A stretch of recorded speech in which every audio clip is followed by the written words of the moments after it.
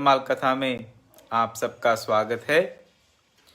हरिवल्लभ भक्तों की कथा की श्रृंखला में हमने कल गीधराज जटायु जी की कथा का श्रवण किया। उनकी कथा के माध्यम से हमने ये प्रेरणा प्राप्त करने का प्रयास किया कि जिनका जीवन परहित में लगा है उनके लिए इस संसार में कुछ भी दुर्लभ नहीं है।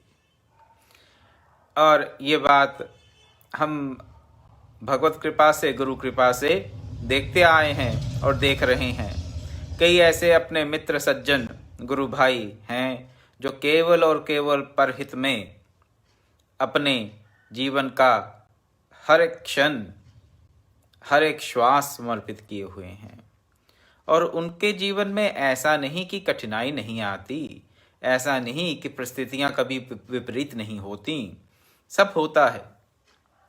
परंतु मैं क्या देखता हूँ कि जैसे तैसे वो उन कठिनाइयों से, विपरीत परिस्थितियों से भी और सुदृढ़ होकर अपने मनोबल को और मजबूत करके भगवत कार्य में, परहित में सदा निरत रहते हैं और भगवान के कृपा पात्र बनते हैं।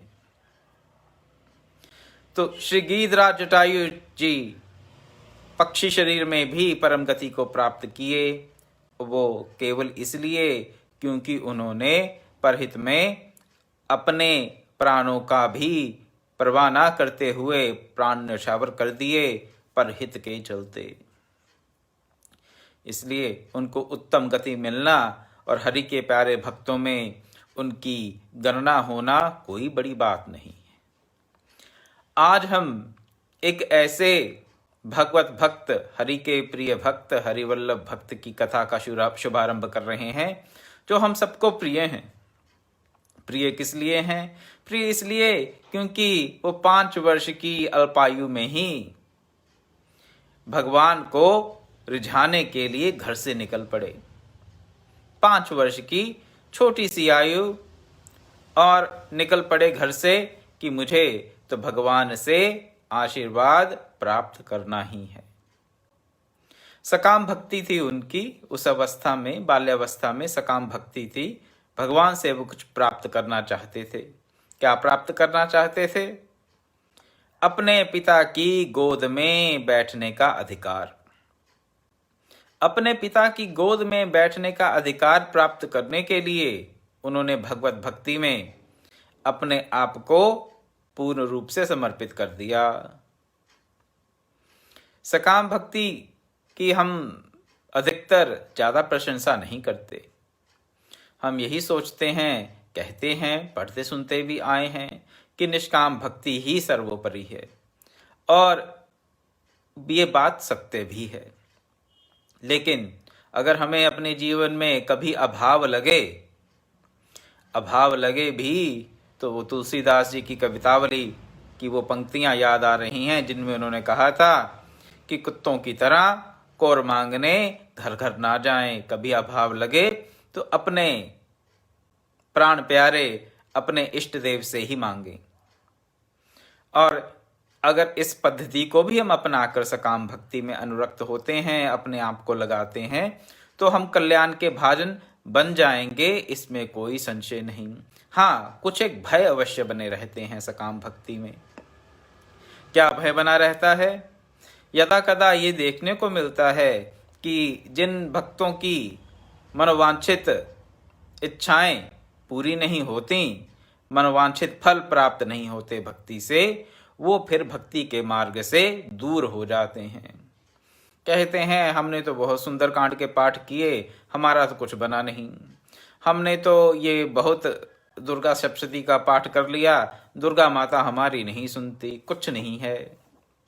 अगर जीवन में किसी दुर्घटना को वो टालना चाहते थे और वो नहीं टली, किसी दुखद घटना को अगर वो टालना चाहते थे दुर्गा सप्तशती का पाठ करके, हनुमान चालीसा का पाठ करके, सुंदरकांड का पाठ करके, अन्य पाठों की स्तुतियों के द्वारा, अनुष्ठानों के द्वारा, और अगर वो नहीं हुआ तो उनका भक्ति मार्ग से मन उच्चाट हो जाता है।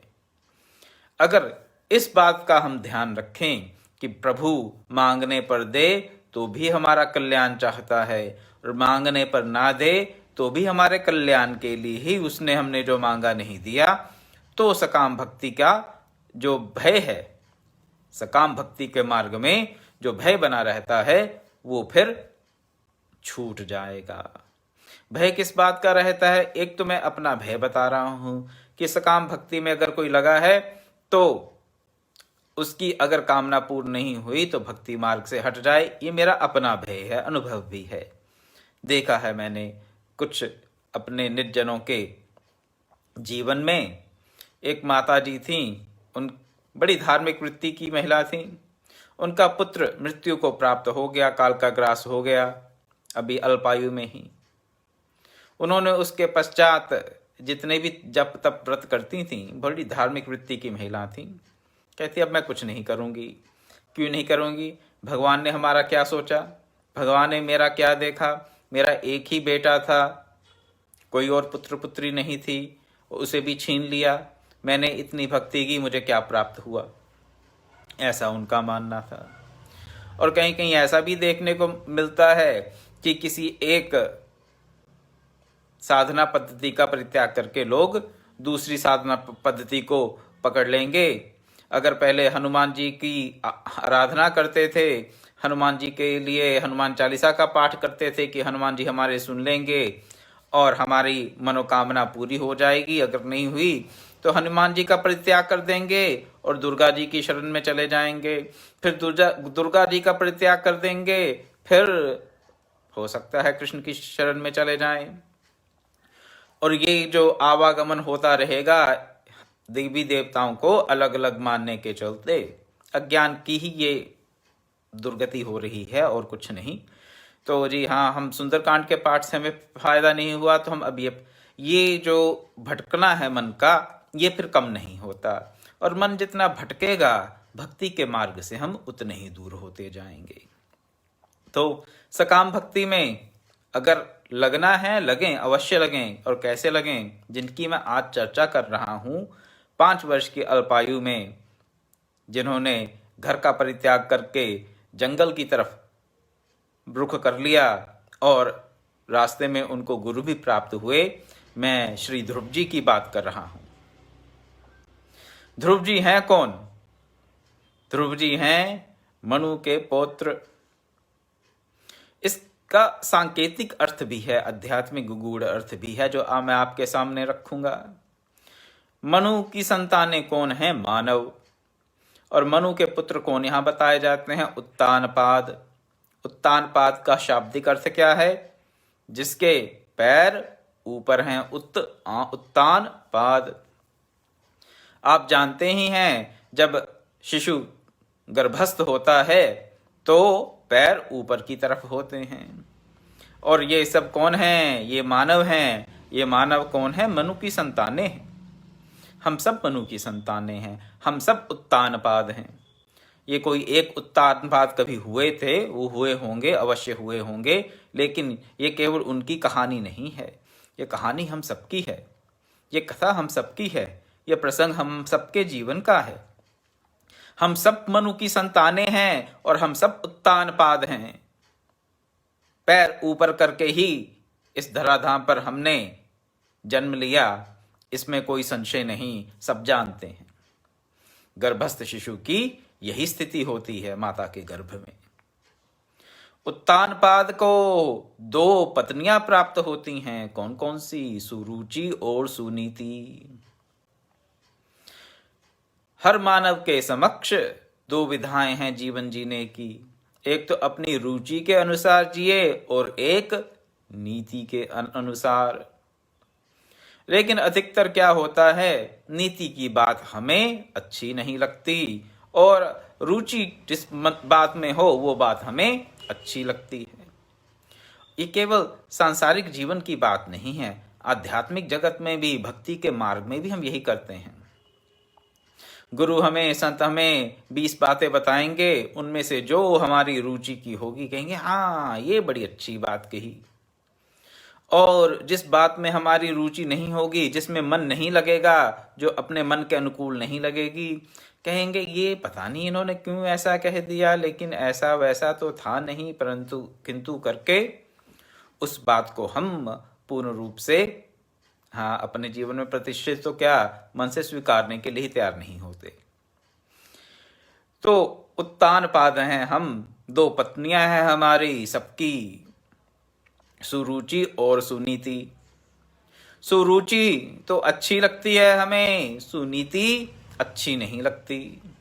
सुरुचि को हम अपने राजमहल में स्थान देते हैं, सुरुचि के पुत्र को अपनी गोद में स्थान देते हैं, लेकिन सुनीति के पुत्र ध्रुव को सुरुचि के चलते ऐसा नहीं कि सुनीति से हमारा प्रेम नहीं, ऐसा नहीं कि सुनीति का पुत्र हम अपना पुत्र नहीं मानते हैं, लेकिन सुरुचि के भय से क्या करते हैं, कहते हैं रहने दे बेटा, तू जहां खड़ा वहीं रहे, मेरी गोद में आके तुझे क्या मिलेगा, तू जहां है वहीं रह, तू मेरा पुत्र है, लेकिन मैं जितना लाड प्यार उत्तम को करूंगा, जो मुझे उत्तम लगता है। क्यों उत्तम लगता है मुझे? वो नाम ही का उत्तम नहीं है, वो उत्तानपाद को उत्तम लगता है। क्यों? क्योंकि वो उसकी सुरुचि की संतान है। अपनी रुचि अनुसार जो हमें प्राप्त होता है हम कहते हैं उत्तम है। और बातें तो छोड़िए, सत्संग स्वाध्याय में भी हम यही करते हैं, जो अपनी रुचि के अनुसार होगा वो हमें उत्तम लगेगा। लेकिन अगर कोई नीति की बात सुनाए तो कहेंगे ये संत तो बड़े ऐसे कैसे हैं, थोड़ा भी विचार नहीं करते बोलते वक्त, बड़े रूड हैं, बड़ी मन को चुभने वाली बात कर देते हैं। कोई नीति की बात करेगा तो उसके प्रति हम ऐसा अपनी आस्था धारणा बना लेंगे कि ये संत तो बहुत चुभने वाली बात कर देते हैं, थोड़ा विचारते नहीं। संत को तो बड़ा कोमल हृदय होना चाहिए, संत को तो मृदुभाषी होना चाहिए, ऐसा ऐसा बोलना हम बोलेंगे नहीं तो मन में सोचना आरंभ कर देंगे। लेकिन जो आपका हितैषी होगा कभी वो कटु बात भी कहेगा, जो आपका हितैषी होगा वो आपको कभी, जिसे हम कहते हैं आम भाषा में टोकना, उसका टोकना आपको बुरा भी लगेगा। लेकिन ये सब सुनीति की बातें हैं और ये सुनीति हमें भाती नहीं। और सुनीति के जो पुत्र हैं उनको ऐसा नहीं कि हम बुरा मानते हैं, हमारा अंतरतम, हमारी अंतरात्मा जानती है कि सुनीति से ही है, सुनीति का पुत्र कल्याणकारी है। लेकिन सुरुचि के चंगुल में ऐसे फंस जाते हैं कि सुनीति और उसके पुत्र, उनको हम तिलांजलि दे देते हैं मन से, उनके अधिकार की हम रक्षा नहीं कर पाते। ऐसे ही बालक ध्रुव जब कहते हैं अपने पिता उत्तानपाद से, जब सुनीति की संतान हमें कहती है मुझे अपनी गोद में बिठाओ, जब सुनीति की संतान, सुनीति की संतति हम ये कहेगी कि हमें अपने जीवन में स्थान दो, हम नहीं दे पाते, चाहते हुए भी नहीं दे पाते। क्यों? काम ऐशा क्रोध ऐशा रजोगुण समद्भव, काम क्रोध के चलते, रजोगुण के चलते हम अपनी इंद्रियों का नियमन नहीं कर पाते।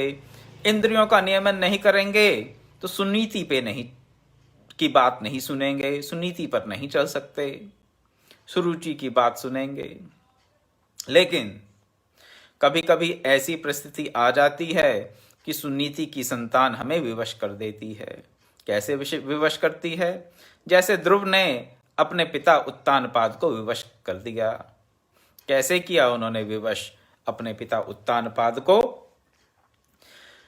उनकी विमाता सुरुचि ने कह दिया कि अगर तुझे बाप की गोद में बैठने का इतना ही शौक है, इतनी ही अभिलाषा है, तो जा भगवान से ये मांग कि तू मेरी कोख से पैदा हो। जब मेरा पुत्र बन के पैदा होगा तभी तुझे अपने पिता की गोद में, पिता के अंक में बैठने का अधिकार प्राप्त होगा, अन्यथा तू, पुत्र तो इसी का है, राजा का है, उत्तानपाद का है, लेकिन इसकी गोद में तुम नहीं बैठ सकते।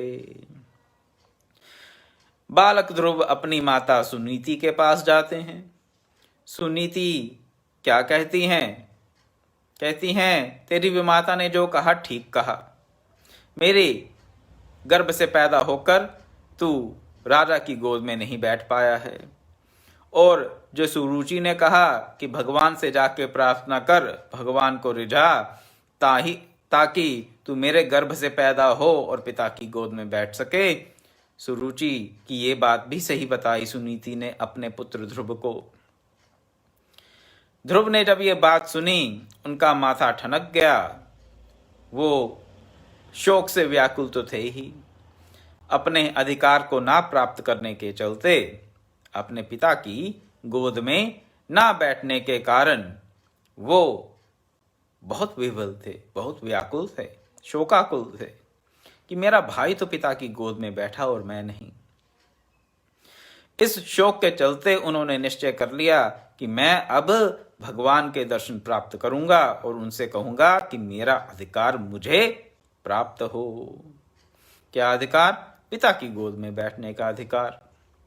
माता ने बहुत समझाया, सुनीति ने बहुत समझाया कि अभी तो तुम्हारी 5 वर्ष की अवस्था है, अब 5 वर्ष की आयु में तुम कहां जाओगे, कहां जाकर साधन करोगे, किस प्रकार साधन करोगे? तुम तो साधन भी नहीं जानते।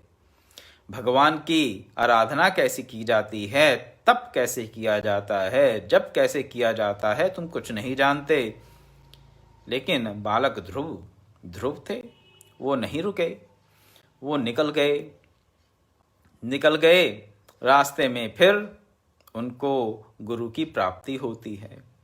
देव ऋषि नारद उनको वरण करते हैं शिष्य के रूप में, लेकिन वरण करने से पहले देव ऋषि नारद भी उनको कहते हैं कि पुत्र, अभी तुम्हारी अवस्था बहुत कम है, तुम केवल 5 वर्ष के हो, तुम वापस घर चले जाओ, जब थोड़े बड़े होगे तो फिर आना, फिर मैं तुम्हें साधन बतलाऊंगा, फिर तुम तप का मार्ग अपनाना और फिर तुम अपने अधिकार को प्राप्त कर लेना। भगवान के दर्शन प्राप्त करने के पश्चात, भगवान की कृपा प्रताप प्राप्त करने के पश्चात तुम फिर अपने अधिकार को प्राप्त कर लोगे। लेकिन ध्रुव नहीं माने। देखिए, बच्चे जिद कर लेते हैं कई बार, आजकल ही करते हैं, ऐसी बात नहीं, तब की बात बता रहे हैं। ध्रुव भी जिद पे अड़ गए। बात यहां पर हमें क्या सोचने की है, यहां पर हमारे लिए क्या शिक्षा है यहां पर, कि हमें भक्ति के मार्ग पर, भगवत प्राप्ति के मार्ग पर अगर सब कुछ ना भी पता हो तो भी निकल जाना चाहिए। पहली शिक्षा हमारे लिए। कई बार हम सोचते हैं, अरे हम क्या करें, हम तो अज्ञानी हैं, मूढ़ हैं, हमें तो किसी संत का सानिध्य प्राप्त नहीं हुआ, किसी संत का आशीर्वाद प्राप्त नहीं हुआ, हम तो कुछ जानते ही नहीं, हम करें क्या, कैसे करें, कुछ पता ही नहीं हमें। ये सब की सब अपने आप को धोखा देने वाली बातें हैं, आत्म प्रवंचना, अपने आप को खुद ही ठग रहे हैं। बालक ध्रुव भी कुछ नहीं जानते थे, लेकिन उनको इतना पता था कि अगर उन्हें भगवान के दर्शन प्राप्त करने हैं तो उनको जंगल जाना है, और वो जंगल के लिए निकल पड़े। क्या हमारे मन में ऐसी आस्था है, क्या ऐसी धारणा है कि जो पता है वही करें, और उसके पश्चात जो नहीं पता वो भगवान खुद गुरु के रूप में आकर उपस्थित होकर हमें बताएंगे?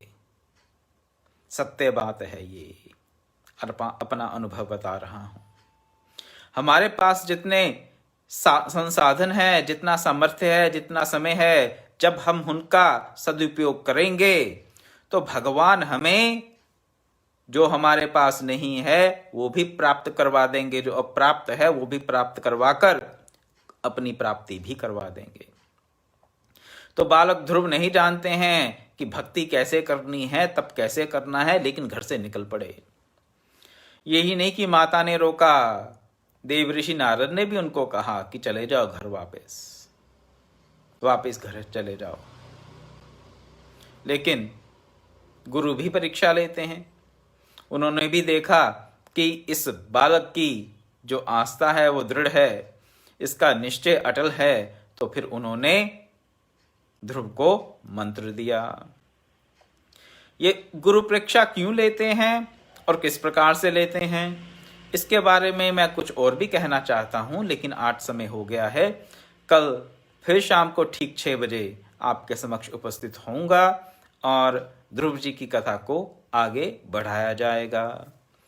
ओम पूर्णमदः पूर्णमिदं पूर्णात् पूर्णमुदच्यते पूर्णस्य पूर्णमादाय पूर्णमेवावशिष्यते। ओम शांति शांति शांति। हरि ओम तत्सत्।